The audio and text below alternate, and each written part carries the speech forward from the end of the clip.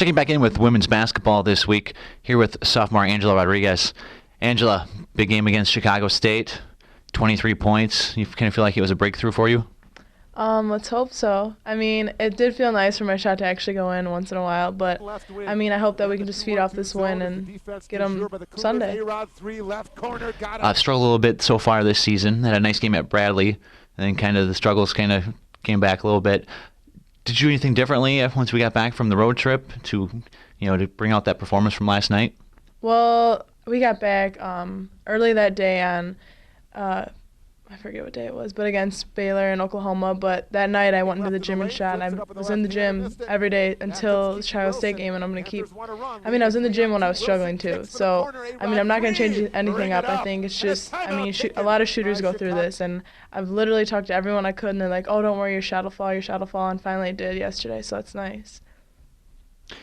Just get back from a 5-game road trip. Just want to talk a little bit about that. I mean, you're playing at number 1 Baylor. We've never played a number 1 team in our program history before.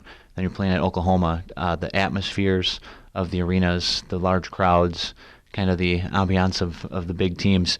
What was that experience like for you personally? I thought it was a really great experience. I mean, obviously we were a little nervous going into these big games because they are such big teams and ranked highly in the nation. But, I mean, on any given night, anyone could beat them. But honestly, to play at Baylor was one of the coolest things I've ever seen. And just the crowds, I mean, obviously I wish they were for us, but that's what happens when you're one of the top-ranked teams in the nation. You're going to have all the nice stuff. So it was kind of cool. It was a good experience for us.